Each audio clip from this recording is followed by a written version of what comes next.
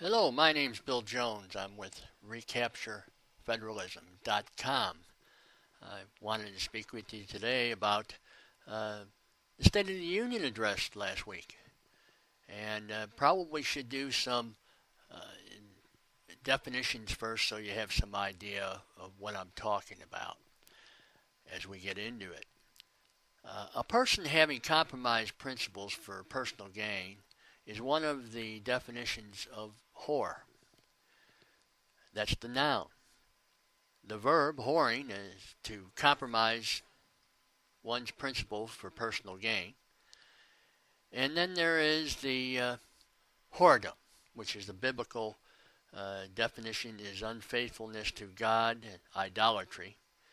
And idolatry is the worship of idols or the blind, excessive devotion to something like money, political power, control, campaign contributions, things of that sort.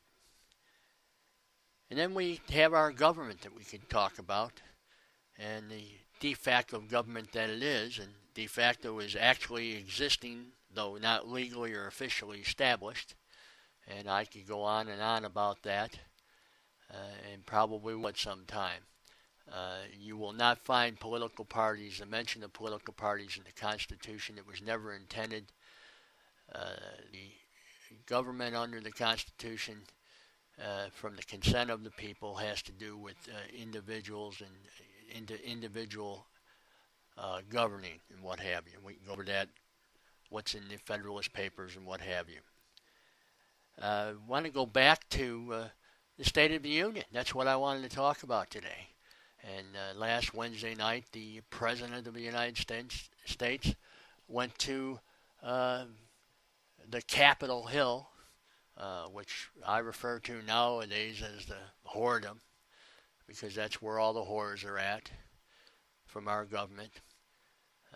Question of corruption and what have you there. And we can go on and on about that also. But the President went there, and he went there to talk about what he has done and what he needs to do and what have you, as our government moves forward towards a Mussolini-type fascist state.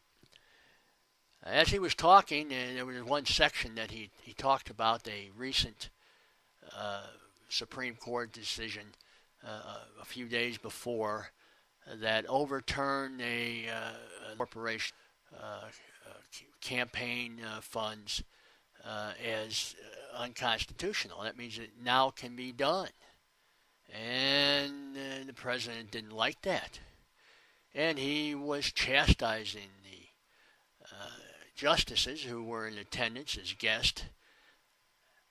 One of the justices even, and I believe it was Chief Justice Roberts, but I'm not sure because I was distracted, which I will get into, but the justice, who I believe was Roberts, said, mouthed what looked like was, "You're wrong," to the president. Well, if that isn't the understatement of the year, I don't know what is. But I was distracted because behind the justices, standing behind the justices, there they were.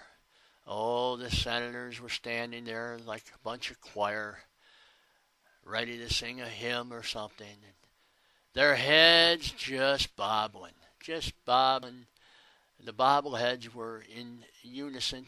Okay, all shake your head in unison.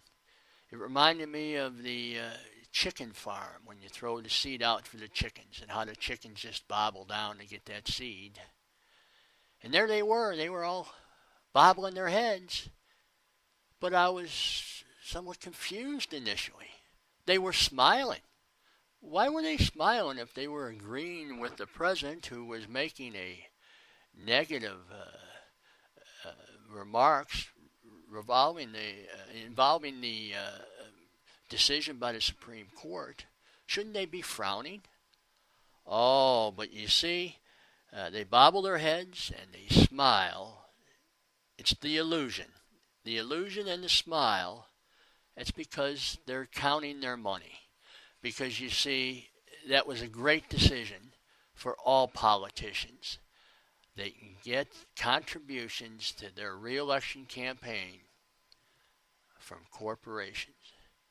What a wonderful windfall. What a wonderful day. And then they can pray to their campaign funds to keep them in power. And let's talk about religion and morality, which plays right into this.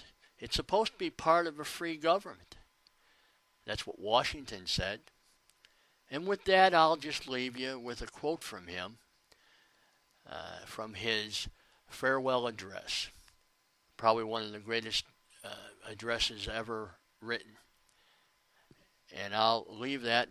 That's sections. There's 2 paragraphs regarding religion and morality. Until we meet again. Of all the dispositions and habits which lead to political prosperity, religion and morality are indispensable supports. In vain would that man claim the tribute of patriotism, who should labor to subvert these great pillars of human happiness, these furnace props of duties of men and citizens. The mere politician, equally with the pious man, ought to respect and cherish them.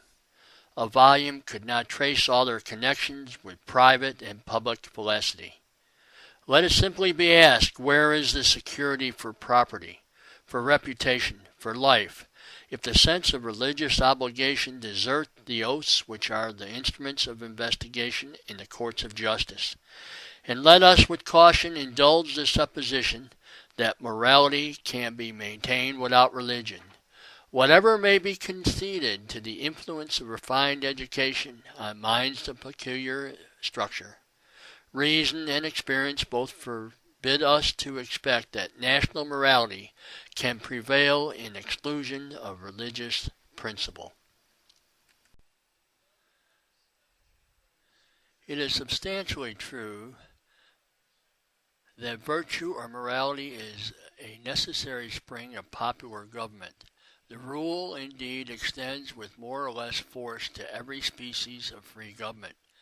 Who that is a sincere friend to it can look with indifference upon attempts to shake the foundation of the fabric.